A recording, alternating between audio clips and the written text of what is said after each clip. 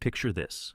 It is June 17th, 1775, and you are a British grenadier standing in formation at the base of a hill outside Boston.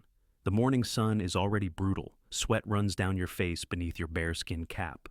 You can feel the weight of your Brown Bess musket in your hands, the 60 pounds of equipment strapped to your back. You look up at the crude dirt wall on the ridge above you, and you see them. American farmers, shopkeepers, blacksmiths, men who 3 months ago were nobody. Your officers have spent the morning telling you this will be easy. They are calling it a small affair. They say these colonials will run the moment they see British steel. You have heard the stories. These rebels have no training, no discipline, no chance. Your sergeant is laughing as he checks the line. He says you will be drinking tea in their fortifications before noon. But something feels wrong. The hill is steep. The fortifications look stronger than they should. And the men up there, the farmers and merchants your officers mock, they are not running. They are not even moving. They are just waiting, silent, still, watching you with a patience that makes your skin crawl. You do not know it yet, but you are about to march into a slaughterhouse. In the next 3 hours, the most powerful army on earth will throw itself against that hill 3 times. By sunset, the ground will be carpeted with British bodies. Your regiment will lose half its men. The officer corps will be decimated. And when the survivors limp back to Boston, bloodied and broken, the world will realize something terrifying. The American colonists are not just rebels. They are soldiers. This is the Battle of Bunker Hill. It is the day British arrogance met American fury. It is the moment when farmers proved they could kill professionals. And it is the battle that made the mightiest empire on earth afraid. Before diving into the blood and chaos of that June afternoon, if you enjoy learning about the moments that changed military history forever, consider hitting that like button and subscribing for more content like this. And please comment below to let me know where you are listening from. I find it incredible that we are exploring these stories together from different parts of the world, connected across time and space by our shared curiosity about the past. Now, wipe the sweat from your eyes and look at what is coming for you. To understand why you should be terrified, you have to understand where this nightmare began. The road to Bunker Hill started 14 months earlier, not with armies or generals, but with tea. In December 1773, a group of Boston colonists dressed as Mohawk Indians dumped 342 chests of British tea into Boston Harbor. It was not just vandalism, it was a declaration. The British Parliament had been squeezing the American colonies for years with taxes and regulations. The colonists had complained, they had petitioned, they had begged for representation. Britain responded by sending more soldiers and passing more laws. The Tea Party was the breaking point. When news reached London, King George III was furious. The response was swift and brutal. Parliament passed what the colonists called the Intolerable Acts. They closed Boston Harbor. They dissolved the Massachusetts colonial government. They forced colonists to quarter British troops in their homes. The message was clear: obey or be crushed. But Parliament had made a fatal miscalculation. They thought terror would restore order. Instead, it unified resistance. Across the 13 colonies, militias began drilling on village greens. Blacksmiths stopped making horseshoes and started casting musket balls. Farmers hid gunpowder in barns and cellars. The colonies were preparing for war, even if they would not admit it yet. By April 1775, Boston was an occupied city. 4,000 British regulars controlled the streets. General Thomas Gage, the military governor, watched nervously as the colonists stockpiled weapons in the countryside. He knew a rebellion was coming. He could feel it in every hostile glare on every street corner. His orders from London were simple: disarm the rebels before they can organize, crush resistance in its infancy. Gage decided to strike at Concord, a village 20 miles west of Boston, where the colonists had hidden a large cache of military supplies. On the night of April 18th, he sent 700 men on a secret march to seize the weapons and arrest rebel leaders. But the countryside was watching. A silversmith named Paul Revere rode through the darkness shouting warnings. Church bells rang. Signal fires blazed. By dawn, the British column was walking into an ambush. At Lexington Green, 77 militiamen faced the British vanguard. Someone fired. Historians still argue about who pulled the trigger first, but the result was immediate. The British regulars opened fire. 8 Americans died in seconds. The rest scattered. It looked like a British victory. It was actually the beginning of a nightmare. The British pushed on to Concord. They found some supplies and burned them, but by then, hundreds of militiamen were converging on the town.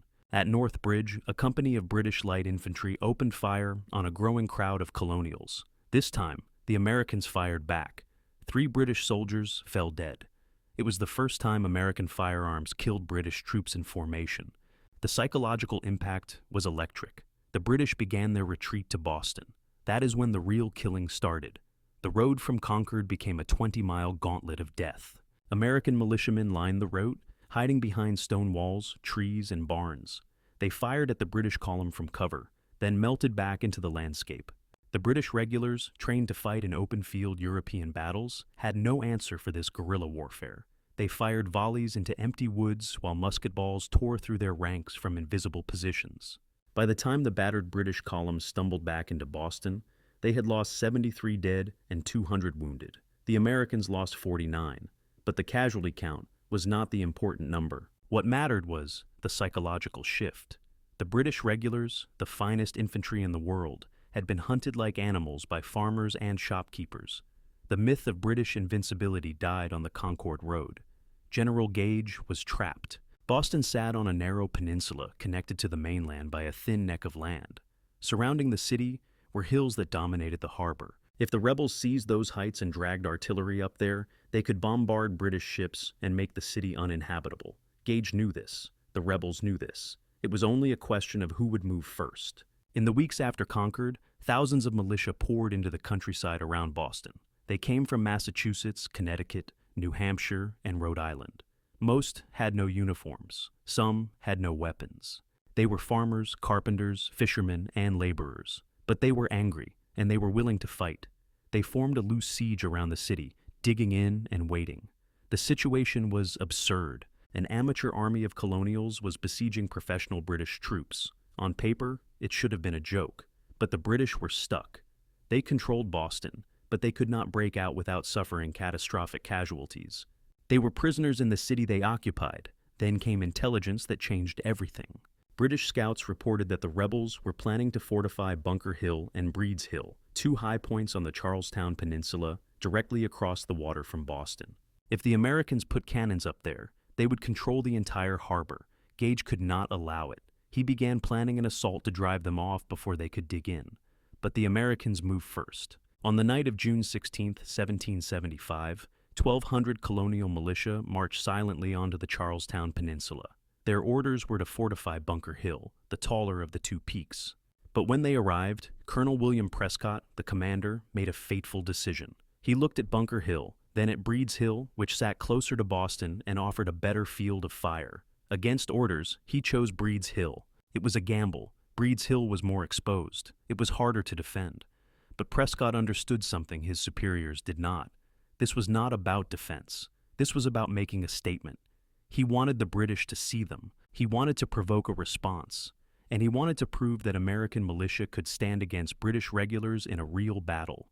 As the sun rose on June 17th, British lookouts stared in shock at the Charlestown Peninsula. Overnight, a dirt fortification had appeared on Breed's Hill. It was crude, just a square redoubt about 40 yards across with walls 6 feet high. But it was real. The rebels had dug it in total darkness, moving hundreds of tons of earth in complete silence. British officers pulled out their telescopes and watched tiny figures moving inside the walls. They were still digging, strengthening the position even as British warships began turning their guns toward the hill. General Gage was furious. He had been outmaneuvered by amateurs. He called an emergency council of war. His officers were divided. Some suggested a flanking move to cut off the rebels from the mainland and starve them into surrender. It was the smart play. It would minimize British casualties and trap the entire rebel force. But others argued for a direct assault. They said the British army did not maneuver around peasants. They destroyed them. The rebels needed to learn a lesson. If the British showed weakness now, every militia in New England would think they could fight. Better to smash them in open battle and break their will. Gage listened to both arguments. He knew the cautious approach was correct, but he also knew the political reality. London was demanding results. The British public wanted to see rebels crushed, not outmaneuvered, and frankly, Gage believed his men could win. The rebels were untrained, they were outnumbered, and British regulars had never lost a frontal assault against colonials. Ever. He gave the order, prepare a direct assault on Breed's Hill, crush the rebellion in one decisive blow. As the British began loading boats to cross the harbor, the Americans on Breed's Hill watched nervously. They had won the race to occupy the heights, but now they had to hold them. They were exhausted from a night of digging. They were hungry. Many had not eaten in 24 hours. Worst of all, they were low on ammunition. Each man had perhaps 15 rounds. In a prolonged firefight, that would last minutes. Colonel Prescott walked the line, trying to keep morale up. He was 49 years old, a veteran of the French and Indian War. He had seen combat before, but never like this. Never a set-piece battle against the full might of the British Army. He looked at his men, farmers and boys, some as young as 16. They were terrified, but they were still there. That had to count for something. Prescott gave an order that would become legendary. Do not fire until you see the whites of their eyes. It was not poetic. It was practical. Ammunition was scarce. Muskets were inaccurate. If they fired too early, they would waste powder and achieve nothing. They had to let the British get close, so close that every shot would count. It was asking farmers to let professional killers walk up to point-blank range. It required inhuman discipline. Around noon, the British landing began. Boats ferried 2,200 men across the harbor. They landed on the beach below Breed's Hill in perfect formation. The sun glinted off their bayonets. Their red coats formed a scarlet wall. Drums beat. Officers barked orders. It was a textbook display of military power designed to intimidate, and it worked. Inside the American redoubt, men whispered prayers. Some vomited from fear. A few deserted, sneaking away before the shooting started, but most stayed. They crouched behind their dirt wall and waited. The British formed into two wings. On the right, General William Howe would lead the main assault up the slope toward the redoubt. On the left, Brigadier Robert Pigot would attack the colonial positions near Charlestown Village. The plan was simple: hit them from two directions. Overwhelm them with discipline and steel, break them fast. But there was a problem the British did not anticipate. The American position was not just the redoubt on the hill. It extended down the slope to a rail fence reinforced with hay and earth.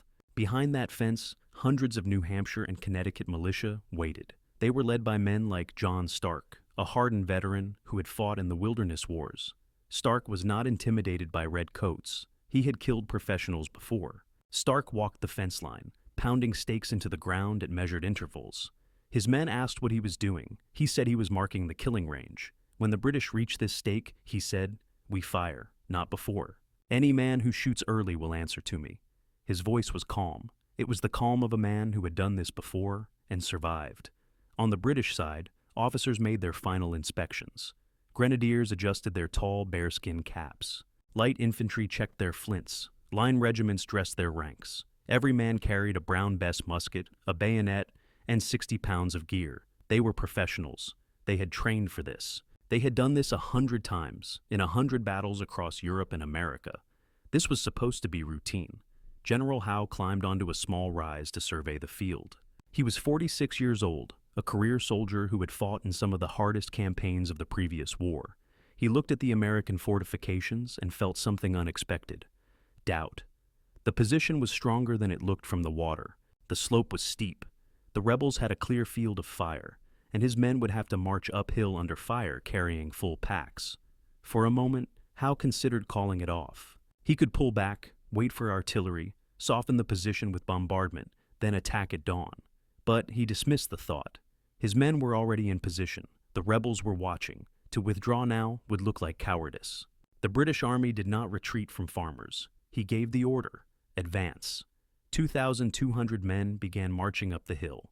They moved in perfect lines, shoulder to shoulder, their formations textbook. The drummers beat the pace. Officers walked behind the ranks with swords drawn, ready to cut down anyone who broke. It was the way European armies had fought for a century. It was designed to be unstoppable. From the American positions, it looked like a red tide rising from the sea. The sight was hypnotic and terrifying. The British moved with mechanical precision, a human machine grinding forward. And they were silent except for the drums. They did not shout. They did not cheer. They just came. Inside the redoubt, Colonel Prescott repeated his orders. "Hold your fire. Wait. Let them come." His voice was steady, but his heart was pounding. He knew the next few minutes would determine everything. If his men panicked and ran, the rebellion would be stillborn. If they stood and fought, they would prove something the world needed to see. The British closed to 200 yards. Still, the Americans held. At 150 yards, some militiamen raised their muskets. Prescott shouted them down. Wait. At 100 yards, the tension was unbearable. Men were shaking. Some were crying. But they held. Then the British reached the stakes John Stark had pounded into the ground near the rail fence. Stark raised his hand. He did not shout. He just dropped his arm like an executioner's axe. The fence exploded. Hundreds of muskets fired simultaneously. The sound was a physical force that punched the air. A massive cloud of white smoke engulfed the American line. For a second, no one could see anything. Then the smoke began to clear, and the British saw the result. The front rank of their formation had been erased. Men lay in heaps, screaming, thrashing, dying. Officers clutched shattered limbs. The perfect red line had been torn into bloody fragments. The volley had been fired at point-blank range with every musket aimed at a wall of human targets. It was not a fight, it was an execution. But the British did not break. That is the terrifying thing about professional soldiers. They do not run just because men are dying. They close ranks and keep moving. The survivors stepped over the bodies and continued forward. They were committed now. There was no going back. Then the Americans fired again. They had not fired a single ragged volley. They had organized a rotating fire. As the first rank reloaded, the second rank stepped up and fired. It was continuous thunder, a rolling barrage that shredded the British advance. The slope of the hill became a carpet of red-coated bodies. General Howe was standing with his staff when a musket ball tore through his aide's chest, killing him instantly. Blood sprayed across Howe's white uniform. He looked down at the stain, then back at the hill. For the first time in his career, he saw his perfect formations disintegrating. Companies that had fought across Europe were breaking apart under a storm of fire from men who had been plowing fields 3 months ago. The assault stalled. British soldiers threw themselves to the ground, desperate for any cover. Officers screamed at them to stand up, to advance. But the men would not move. To stand was to die. The Americans were firing with a speed and accuracy the British had not anticipated. These were not terrified peasants firing blindly into the air. These were hunters, men who grew up shooting squirrels and deer. They knew how to aim. They knew how to kill. Howe made a decision. He pulled his men back. The first assault had failed. The British retreated down the hill, dragging their wounded, leaving their dead. It was the first time in the battle the Americans allowed themselves to believe. They had stopped the British. They had actually stopped them. But inside the redoubt, Colonel Prescott was counting ammunition. His men were burning through their powder at an alarming rate. If the British came again, they might not have enough to stop a second assault. He sent runners to the rear begging for supplies, for reinforcements, for anything. The runners returned with bad news. The supply lines were chaotic. The reserve ammunition was still on the mainland. Help was not coming. Prescott looked at his men. They were exhausted. They were thirsty. They were nearly out of ammunition, but they were still standing. He made a decision. They would fight with what they had. If they ran out of bullets, they would throw rocks. If they ran out of rocks, they would use their fists. They were not leaving this hill. Down below, General Howe was regrouping. His officers argued. Some wanted to call off the assault. The casualties were already catastrophic, but Howe refused. He had committed British honor. To withdraw now would be an admission of defeat. He ordered a second assault, but this time with a change. The men would drop their heavy packs. They would advance faster, and they would fix bayonets. The British would not try to shoot their way up the hill. They would rush it and finish this with cold steel. The grenadiers tightened their straps. The light infantry checked their blades. And once again, the red line began to climb. This time, they moved faster, but the result was the same. The Americans waited until they were close, then opened fire. The slope turned into a killing field again. British soldiers fell in rows. The formations wavered. And once again, Howe's men retreated, leaving more bodies on the hillside. 2 assaults, 2 failures. The unthinkable had happened. British regulars had been stopped cold by colonial militia.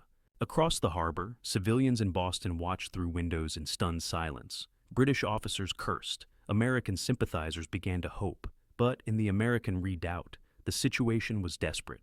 The men had fired their last rounds. They were scraping the bottoms of cartridge boxes, looking for loose powder. Some were using nails and pebbles as projectiles. Colonel Prescott knew the next assault would be the last. They had nothing left to fight with. If the British came again, the Americans would have to rely on clubbed muskets in desperation. And the British were coming. General Howe, his uniform still stained with his aide's blood, was preparing a third assault. But this time, he made a critical adjustment. He realized the rail fence on the American left was the key. The men there, led by John Stark and others, had shredded his flanking attacks. If he could overwhelm that position, he could get behind the redoubt and trap everyone inside. He concentrated his entire force on a narrow front. No more clever maneuvers, no more divided attacks. He would throw everything at one point and smash through by sheer weight of numbers. He looked at his officers. Some were wounded. All were exhausted. He told them this was the final push. Win or withdraw. There would be no fourth attempt. The British formed up for the third time. But these were not the same confident soldiers who had landed 2 hours earlier. They had watched their friends die. They had felt the terror of standing in formation, while invisible death tore through their ranks. They were professionals, yes, but they were also human, and they were afraid. Officers walked the lines, shouting encouragement, threatening punishment, appealing to pride. The drummers began the beat, and for the third time, the British Army began to climb Breed's Hill. But this time, when they reached the killing range, something different happened. The American fire was lighter, sporadic, individual shots instead of coordinated volleys. The defenders were running out of ammunition. The British sensed it. They quickened their pace. They could see men in the redoubt throwing stones. They could see the desperation. The red line surged forward with renewed aggression. This time, they would not be stopped. Colonel Prescott watched the British close in. He had no ammunition to give his men. He had no reinforcements coming. All he had was his sword and his voice. He walked the firing line, shouting at his men to hold, to make every shot count, to wait until the last possible second. The British were 50 yards away, 40, 30.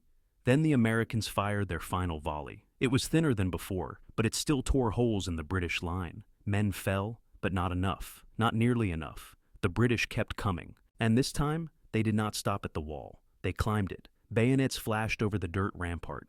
British soldiers poured into the redoubt. The fighting became brutal and intimate. Men swung muskets like clubs. They stabbed with bayonets. They punched and kicked and bit. It was not war anymore. It was a brawl in the mud between men who wanted to kill each other. Dr. Joseph Warren, a respected Boston physician and political leader who had joined the militia, fought in the redoubt with a musket. He was wearing a fine coat, clearly a man of status. A British Marine recognized him and fired at point-blank range. The musket ball struck Warren in the head, killing him instantly. His body fell into the dirt, trampled by British boots as the redoubt was overrun. Colonel Prescott knew it was over. His men were being butchered. He gave the order to retreat. The Americans abandoned the redoubt and fled toward Bunker Hill and the mainland beyond. The British did not pursue with energy. They were too exhausted. They had won, but it did not feel like victory. The field fell silent except for the screams of the wounded. British soldiers sat on the captured walls, gasping for air, staring at the bodies piled around them. Officers tried to count their losses and realized the numbers were catastrophic. Out of 2,200 men who began the assault, over 1,000 were casualties. 40% of the British force was dead or wounded. Among the officer corps, the losses were even worse. 92 officers were hit. Some regiments had lost every single officer. General Howe walked through the redoubt in a daze. He looked at the crude dirt walls that had cost him so much blood. He looked at the bodies of his men scattered across the hillside. And he realized something that would haunt him for the rest of the war. He had won the battle, but he had lost something far more important. He had lost the certainty that his army was invincible. The Americans retreated in disorder, but they were not destroyed. They had fought for hours against the finest army in the world and had only withdrawn when their ammunition ran out. They had killed British soldiers at a rate no one thought possible. And they had proven something that could not be unproven. They could fight. The casualty numbers told the story. The British lost 1,054 men, killed or wounded. The Americans lost 450. The British had won the ground, but at a cost of more than 2 to 1. For every American who fell, 2 British soldiers fell with them. It was a ratio that terrified British commanders. If this was victory, they could not afford many more. Back in Boston, the mood was grim. British surgeons worked through the night, amputating shattered limbs and sewing wounds. The walking wounded filled the streets. Officers who had laughed that morning about putting down a rabble now sat in silence, staring at nothing. General Gage wrote to London describing the battle as a success, but his private letters told a different story.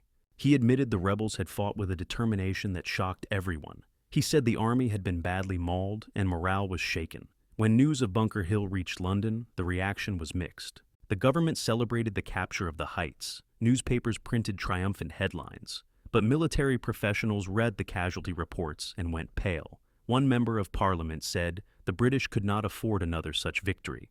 King George ordered reinforcements sent to America. But he also began to realize this would not be a quick suppression of a riot. This was a war. For the Americans, Bunker Hill was a moral victory wrapped in a tactical defeat. They had lost the hill, but they had gained something far more valuable. They had gained confidence. Militia across New England heard the story and realized they could stand against British regulars. Men who had been afraid to fight now volunteered. The myth that the British army was unbeatable died on Breed's Hill. The political impact was even greater. Before Bunker Hill, many colonists still hoped for reconciliation with Britain. They wanted their rights as Englishmen restored, not independence. But the slaughter on that June afternoon hardened attitudes. The British had sent their best troops to crush fellow subjects, and those subjects had fought back with a ferocity that proved they were no longer willing to submit. The road to independence, though not yet declared, was becoming inevitable. The battle also revealed critical lessons that would shape the rest of the war. The Americans learned that they could not hold fixed positions against a determined British assault. Without resupply and reinforcements, any fortification could be overwhelmed. They would need to avoid set-piece battles where British discipline and bayonets gave the advantage. Instead, they would embrace hit-and-run tactics, guerrilla warfare, and a strategy of exhaustion rather than annihilation. The British learned an even harder lesson. They learned that colonial militia, when properly led and supplied, could inflict unacceptable casualties on professional troops. They learned that American riflemen were deadly marksmen who targeted officers with brutal efficiency. And they learned that occupying American cities was easy, but controlling the countryside was nearly impossible. The siege of Boston would continue for 9 more months, and the British would never again attempt a frontal assault on entrenched Americans with the same confidence. The tactical decisions made that day also entered military legend. Colonel Prescott's order to hold fire became a teaching moment for armies around the world. The concept of fire discipline, of maximizing the impact of limited ammunition through coordinated volleys at close range, was proven in blood. Military academies would study Bunker Hill as an example of how a numerically inferior and poorly equipped force could inflict disproportionate casualties through superior positioning and discipline. But perhaps the most important outcome was psychological. Bunker Hill shattered the mental barrier that separated professional soldiers from citizen militia. Before that battle, everyone assumed that farmers could not stand against trained infantry. The British believed it. The Americans half believed it too. When the smoke cleared, that assumption was dead. The farmers had stood, they had fought, they had made the British bleed. And in doing so, they had proven that the revolution was not a fantasy. It was possible. In the months following the battle, the character of the conflict transformed. What had been a protest movement became an organized military resistance. The Continental Congress appointed George Washington as commander-in-chief of a continental army. Militia units began training more seriously, adopting military discipline and tactics. Weapons production increased. And most importantly, the psychological shift from subjects of the crown to soldiers of a new nation began to take hold. George Washington arrived outside Boston in early July, just weeks after Bunker Hill. He inspected the militia and was appalled by the lack of organization. Men wandered without orders. Units elected their officers. Discipline was non-existent. But he also saw something that impressed him. These men were not afraid. They had looked the British Army in the eye and had not blinked. That courage, Washington realized, could be shaped into something formidable.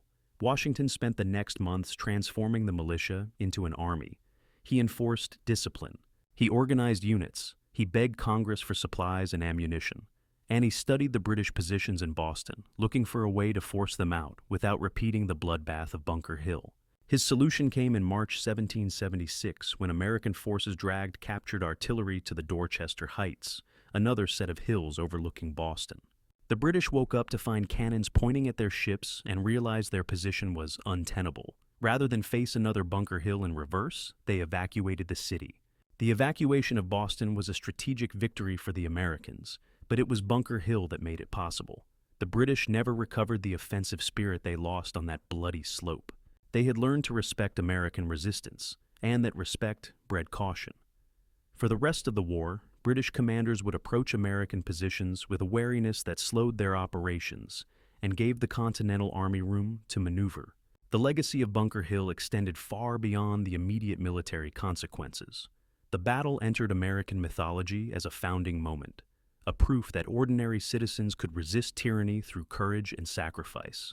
The image of farmers standing behind dirt walls, waiting until they could see the whites of British eyes before firing, became a symbol of American determination.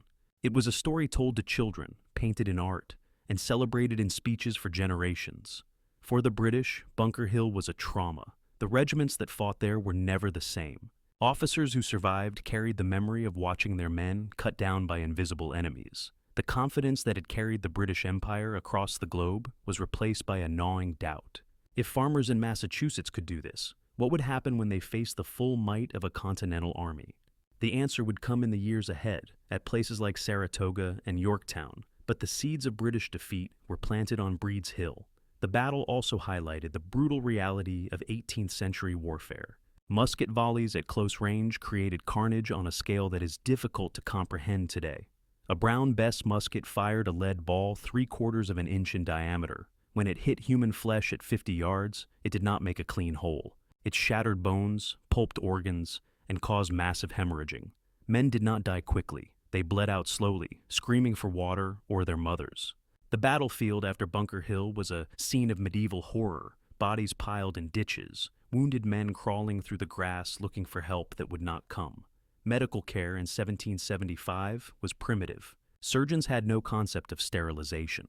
Amputations were performed with saws on wooden tables without anesthesia. Wounded men were given rum or whiskey, then held down while limbs were removed. Infection killed more men than bullets.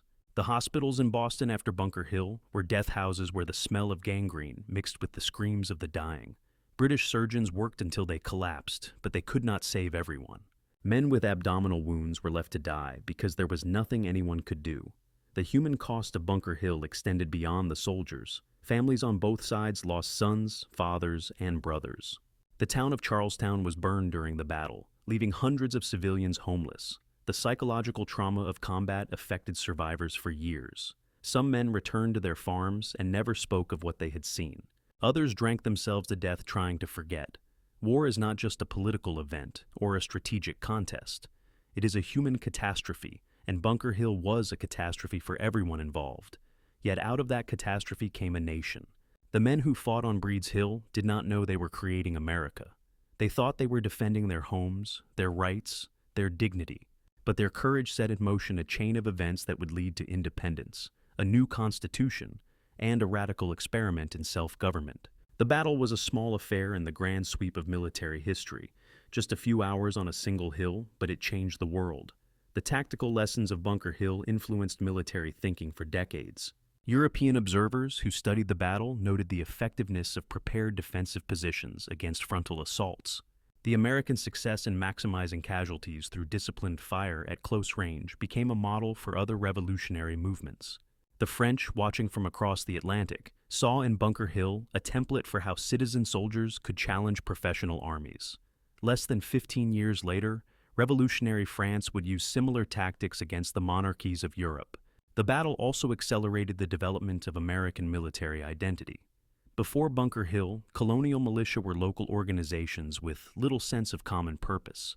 After the battle, they began to see themselves as part of a larger struggle. The New England militia who fought that day went home and told their stories. Those stories spread through taverns, churches, and town squares. Other colonies heard and were inspired.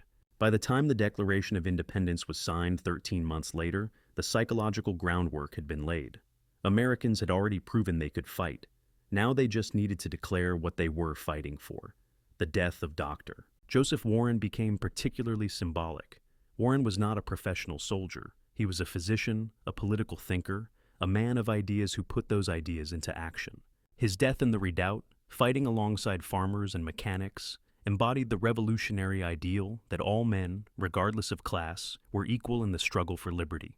Warren could have stayed safe in Boston. He could have led from the rear. Instead, he grabbed a musket and stood in the firing line. His death inspired others to do the same. British General Howe never fully recovered from Bunker Hill. In the years that followed, he commanded British forces in several campaigns, but he never again displayed the aggressive confidence he had shown before that battle. Some historians argue that Bunker Hill made him overly cautious, that he missed opportunities to destroy the Continental Army because he feared another bloodbath. Whether that is true or not, it is clear that the battle changed him. He had won the field, but he had lost something more important. He had lost the belief that British arms were invincible. The physical hill itself became a pilgrimage site almost immediately. After the British evacuated Boston, Americans returned to Breed's Hill and walked the ground where so many had died. They collected relics, musket balls, scraps of uniform, anything that connected them to the battle. Survivors returned to show their children where they had stood, where their friends had fallen. The redoubt, battered and eroded, became a monument to sacrifice. In 1825, 50 years after the battle, the cornerstone of the Bunker Hill Monument was laid. The Marquis de Lafayette, the French hero of the American Revolution, participated in the ceremony. Daniel Webster gave a famous oration that captured the meaning of the battle. He spoke of the farmers who had faced the British Army and had not run. He spoke of a nation born in blood and fire. He spoke of a legacy that demanded courage from every generation.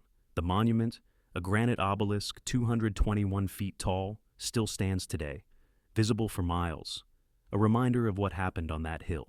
Modern visitors to Bunker Hill can walk the battlefield, though much of it is now covered by urban development.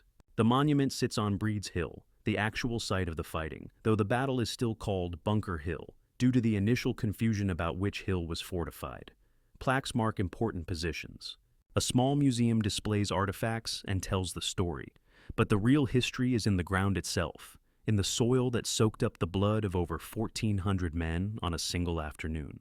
The battle also raises uncomfortable questions about the nature of heroism and violence.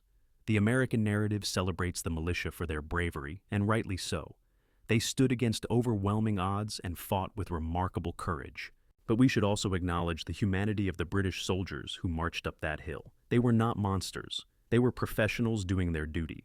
Many were poor men from Scotland, Ireland, and Wales who had enlisted because they had no other options. They marched into hell because their officers ordered them to. They died far from home in a war they did not start. Their courage, though in service of a cause we now consider wrong, was no less real. War creates heroes, but it also creates victims. The widows and orphans left behind by Bunker Hill numbered in the hundreds. Children grew up without fathers.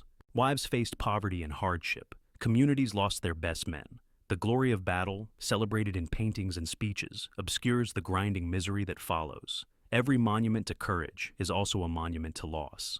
Yet the battle had to be fought. The political situation in 1775 had deteriorated to the point where conflict was inevitable. The British government was determined to enforce its authority. The American colonists were equally determined to resist. Bunker Hill did not start the war. It had already begun at Lexington and Concord, but it escalated the conflict to a level where compromise became impossible. The blood spilled on Breed's Hill drew a line that could not be uncrossed. In the broader context of the American Revolution, Bunker Hill was a tactical defeat but a strategic victory. The Americans lost the hill, but they gained time, confidence, and international attention. European powers, particularly France, began to take American resistance seriously. If colonial militia could maul the British Army, perhaps this rebellion had a chance. French support, which would prove crucial to American victory, began with observations of battles like Bunker Hill. The battle also exposed critical weaknesses in British strategy. The British controlled the cities, Boston, New York, Philadelphia, but they could not control the countryside. The American population was too dispersed, too armed, and too hostile. Every British garrison needed constant supply from the sea. Every road march risked ambush. The logistics of fighting a war 3,000 miles from home against a population that refused to submit proved insurmountable. Bunker Hill was an early warning of those difficulties, but British leadership did not fully grasp the implications until it was too late. For the Americans, Bunker Hill validated a strategy that would define the war. They could not defeat the British in European-style battles of maneuver and shock. They did not have the training, the supplies, or the cavalry, but they could fortify strong positions and make the British pay in blood for every inch of ground. They could avoid decisive battles and instead pursue a war of attrition, bleeding the British until the cost became unbearable. George Washington, though he had not yet arrived at Boston during Bunker Hill, would adopt this strategy and use it to eventual victory. The role of individual leadership in the battle cannot be overstated. Colonel Prescott's decision to hold his men's fire until the British were at point-blank range required extraordinary personal courage. He had to stand in front of terrified militia, exposed to enemy fire, and convince them to wait. If he had wavered, if he had lost control of his men, they would have fired too early and wasted their limited ammunition. The battle would have been over in the first assault. Instead, Prescott's iron discipline turned farmers into a lethal fighting force. On the British side, General Howe's leadership was more complicated. He was brave, personally leading his men up the hill under fire. But his tactical decisions were questionable. The frontal assaults played to British weaknesses, heavy equipment, close formations, and a need to maintain line integrity. A flanking maneuver, though less glorious, would have achieved the objective with far fewer casualties.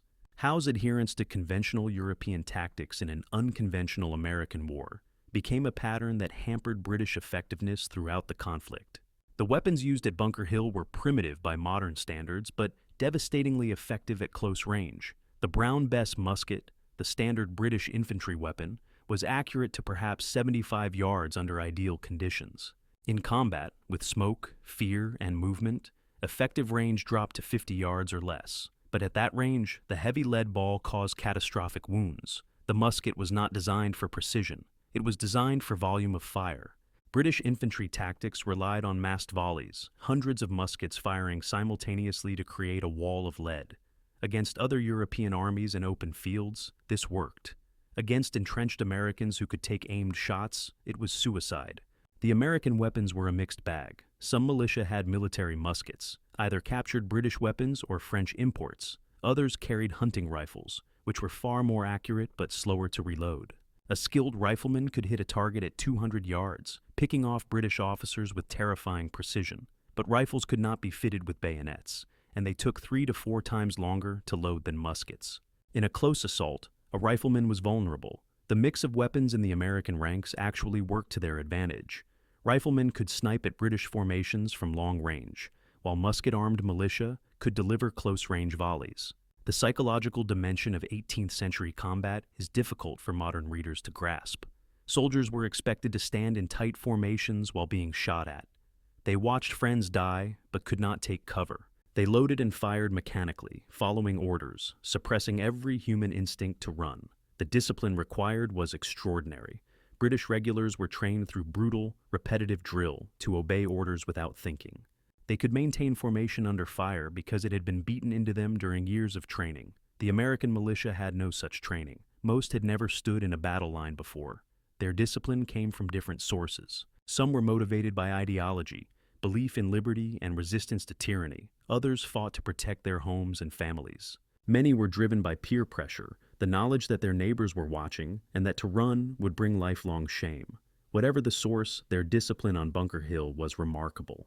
They held their positions and followed orders under conditions that should have broken untrained troops. The aftermath of the battle saw both sides struggling to make sense of what had happened. British officers wrote reports trying to explain the high casualties.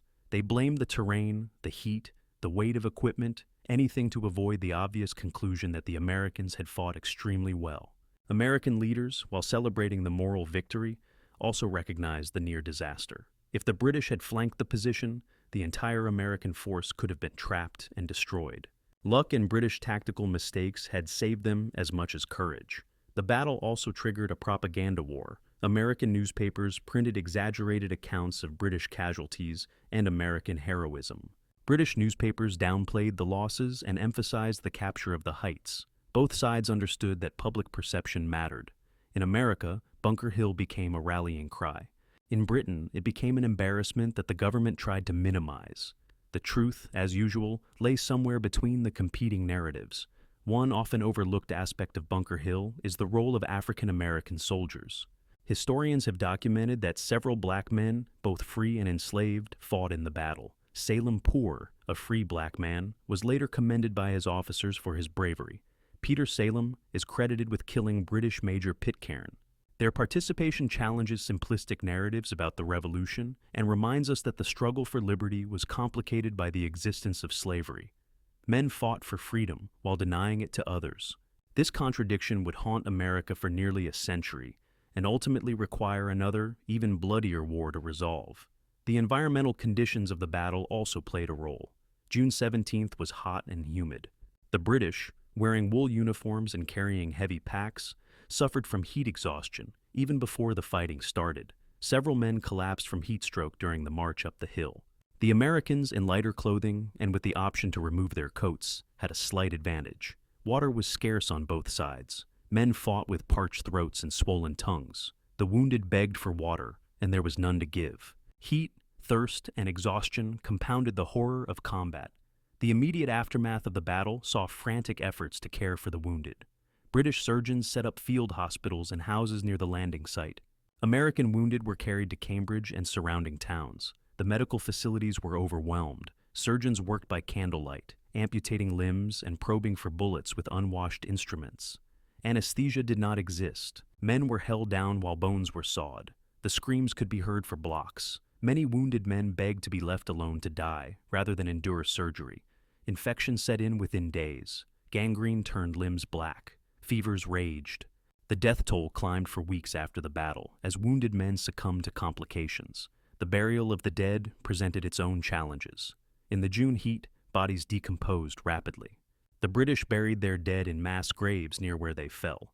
The Americans recovered what bodies they could and buried them with more ceremony. But many dead were never identified.